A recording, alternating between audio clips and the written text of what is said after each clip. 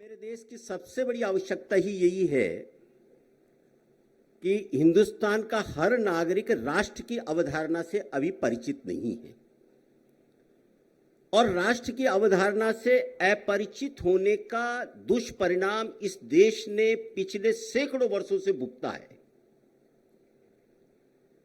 आपको जो ये दिखाई देता है कि भारत और पाकिस्तान दो टुकड़े हुए 47 में, ऐसा नहीं है। आप 200-300 वर्ष पुराना इतिहास देखिए तो ये श्रीलंका, ये अफगानिस्तान, ये भूटान, ये बर्मा, ये सब कुछ हिंदुस्तान था। और लगातार टुकड़े होने के पीछे कारण एक ही है कि हमारे देश के सोच में राष्ट्र की अवधारणा का अभाव था। और वो अभाव का कारण था कि हम 1800 सालों से गुलाम थे। हमारा डीएनए खराब हो गया था और उसके दुष्परिणाम हमने 1947 में भुगते हैं। ये जो तत्काल जो भारत के टुकड़े हुए भारत और पाकिस्तान के रूप में, वो राष्ट्र की अवधारणा और राष्ट्रीयता की कमी की वजह से हुई। हमारा तत्कालीन स्वतंत्रता का जो आंदोलन था, उसका जो नेतृत्व कर रहे थे, उनको सब कुछ क्रेडिट देने के बावजूद भी एक कमी कहीं ना कहीं उनमें थी कि उन्हें पाकिस्तान के होने वाले टुकड़े को स्वीकार किया था, जिसकी आवश्यकता नहीं थी।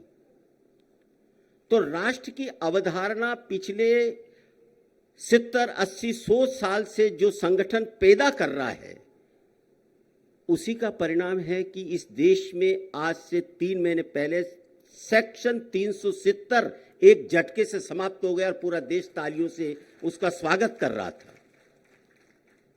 सोच था कि देश में बड़े उपद्रव होंगे, दंगे फसाद होंगे, पर ऐसा नहीं हुआ, क्योंकि पिछले 50, 60, 70 साल से लगातार राष्ट्र के बारे में चिंतन हो रहा है, मनन हो रहा है, विचार समाज के सामने जा रहे हैं संघ के माध्यम से। उसका ये लाभ है। आजादी के बाद देसी रियासतें थी 400-500। अगर एक सरदार पटेल में राष्ट्र की अवधारणा का विचार नहीं होता तो ये भारत कितने टुकड़ों में विभाजित होता, आप कल्पना कर सकते हैं।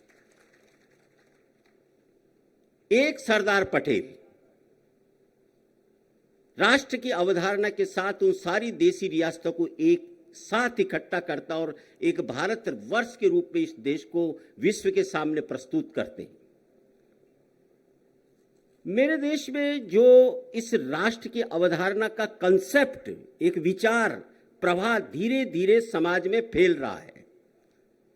और जैसा मैंने एग्जाम्पल दिया ना, देश के पार्लियामेंट में 370 का स्वागत होता है, पूरे देश में स्वागत होता है, उसी ढंग से मेरे देश के न्यायपालिका में बैठने वालों के पास भी राष्ट्र की अवधारणा कहीं न कहीं पहुंच रही है।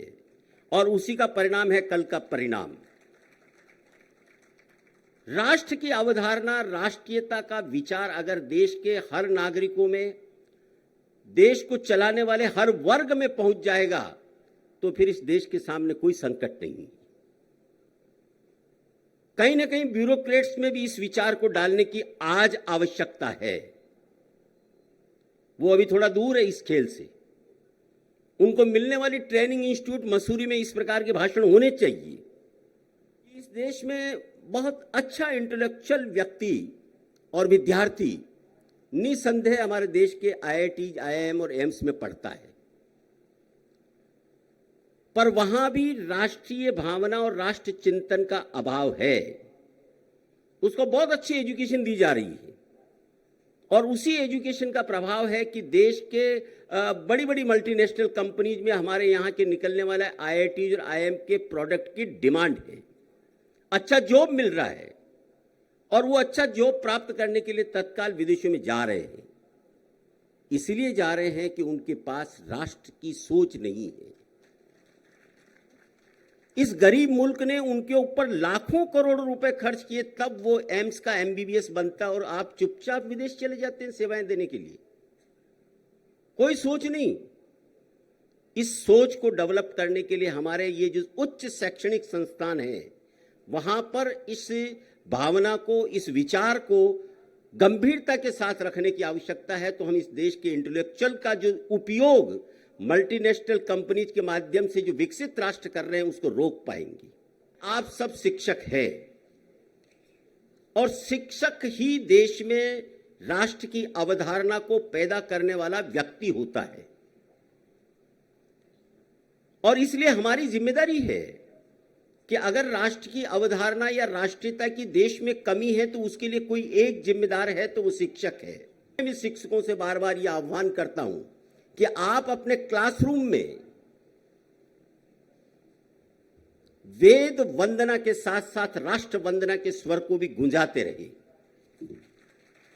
तो कोई निसंदेह ये देश अपनी इस राष्ट्रीयता के माध्यम से पूरे विश्व में अपनी वही ताकत, वही इज्जत और वही शोहरत प्राप्त करेगा जो हजारों साल पहले हम प्राप्त कर रहे थे, क्योंकि उसी की आवश्यकता है। आप हफ्ते में 10 दिन में 5 दिन में कभी न कभी फिजिक्स, केमिस्ट्री और अकाउंटेंसी पढ़ाते पढ़ाते एक क्लास इस राष्ट्र के बारे में जरूर ले, एक क्लास इस देश के इतिहास के बारे में बच्चों को जानकारी दे, संस्कृति के बारे में दे, सांस्कृतिक मूल्यों के बारे में दे, क्योंकि राष्ट्र की अवधारणा के लिए एक राष्ट्र को जो चीज चाहिए वो सब कुछ इस देश के पास है। उच्च कोटि का साहित्य है, बहुत हजारों वर्ष पहले लिखे हुए उपनिषद, पुराण और वेद है ना। रशिया केवल 7 दशक में समाप्त हो गया। पाकिस्तान के 40 साल में 2 टुकड़े हो गए होंगे इन लोगों के, क्योंकि अवधारणा उनके पास साहित्य नहीं है, संस्कृति नहीं है, एक इतिहास नहीं है। वो सब कुछ मेरे देश के पास है। और अगर वो क्लासरूम के माध्यम से मेरे शिक्षक शादी तय कर लेंगे तो आने वाले वर्षों में विश्व का सिरमौर अगर कोई होगा तो ये देश होगा और इसी राष्ट्र की अवधारणा के माध्यम से होगा।